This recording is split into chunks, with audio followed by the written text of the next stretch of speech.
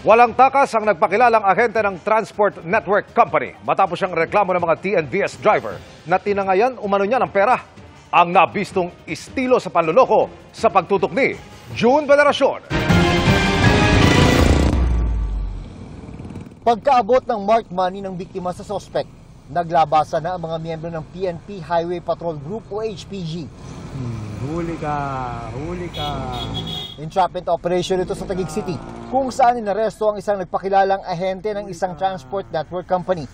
Ang biktima ay driver ng Transport Network Vehicle Service.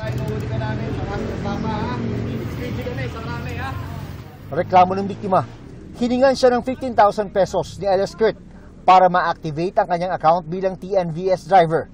Nakabiyahe siya, pero di nagtagal ay na-deactivate din ang kanyang account. Pagkatapos ay humingi niya ang suspect ng dagdag na 35,000 pesos para sa reactivation.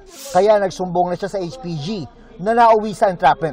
Kaya nga po kami naglabas ng sasakyan para pamilya namin mabuhay eh. Yung iba kong kasama nahatak na kakahintay na sasakyan. Mahigit 20 na ang mga biktimang nagsumbong sa HPG matapos mabalitaan ang pagkakaaresto sa suspect. 1.5 to 2.3 million ang kabuuan na nakolekta nitong si Alias Kurt. We are still targeting na masampahan po siya ng large-scale estafa para hindi makapag-bail. Iniimbestigahan na ng PNP Highway Patrol Group kung sino ang mga kasama ng suspect, lalo na ang posibilidad na may kasabot ito sa loob ng Transport Network Company.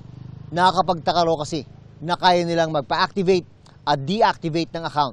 Isa rin po yan sinitignan po namin kung isa po itong organized group kasi bakit? Muli, hindi biro na pasukin ang sistema ng isang sikat na delivery, mobility, and service delivery application. Aminado ang suspect sa nagawa, pero nangungumisyon lang umano siya sa mga kasamang dating konektado umano sa Transport Network Company na pupunta ang malaking porsyento ng kita. Biktima lang din po na nagkanila po ako, nagpapasa ng mga client po. Yung sa 15 po, sa kanila po yung 13, sa akin po yung 2,000 per head po. Para sa GMA Integrated News, June Veneracion, nakatutok, 24 oras.